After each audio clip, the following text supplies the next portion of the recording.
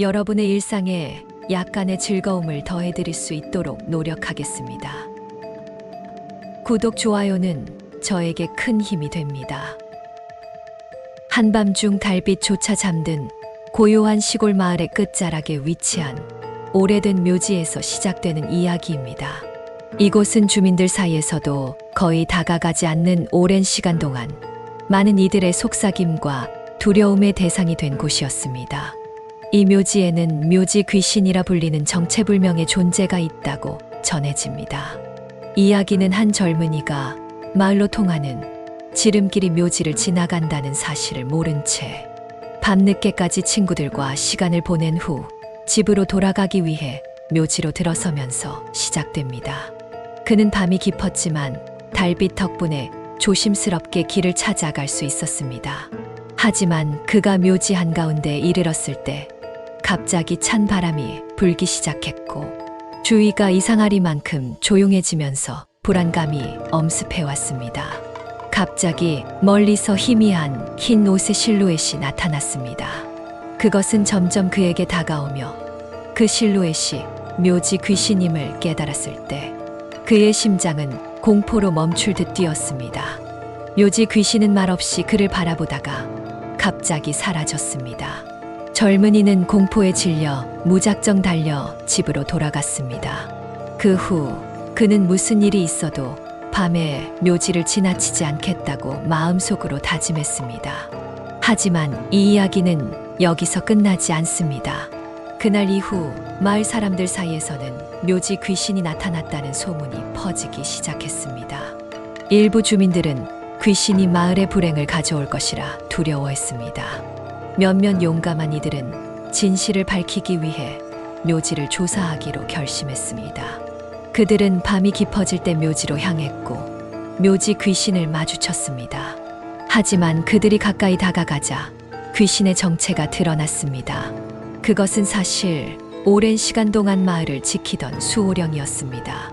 수호령은 마을의 임박한 위험을 경고하기 위해 나타난 것이었습니다. 수호령의 진실이 드러나자 마을 사람들은 놀라움과 함께 안도의 숨을 내쉬었습니다. 수호령은 고대부터 마을을 보호해 온 존재였으며 그의 등장은 마을에 닥칠 위기를 알리기 위한 것이었습니다. 수호령은 마을 사람들에게 자연의 균형을 해치는 행위들이 마을 주변의 생태계에 악영향을 끼치고 있음을 경고했습니다. 특히 무분별한 벌목과 환경오염이 자연의 분노를 불러일으킬 수 있다고 말했습니다. 용감한 이들은 이 메시지를 마을 사람들에게 전달했고 마을의 장로들은 이에 대한 대책을 마련하기 위해 모였습니다.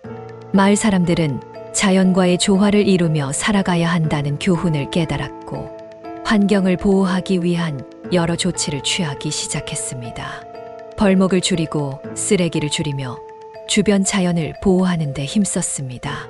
이러한 변화는 점차 주변 환경에 긍정적인 영향을 미치기 시작했고 마을과 자연은 다시 조화를 이루기 시작했습니다. 수호령은 마을 사람들의 노력을 지켜보며 그들이 올바른 길을 걷고 있음을 확인했습니다. 그리고는 어느 날 밤 마을 사람들이 다시 한번 모여있는 가운데 수호령은 그들 앞에 나타나 마을의 평화와 번영이 임할 것이라는 축복을 내렸습니다. 그 후 수호령은 빛 속으로 사라졌고 그 이후로는 다시 모습을 드러내지 않았습니다. 이 사건 이후 마을 사람들은 매년 수호령을 기리는 축제를 열기 시작했습니다. 축제에서는 자연을 보호하고 조상들의 지혜를 기리며 마을 공동체의 단합을 다지는 다양한 활동이 이루어졌습니다.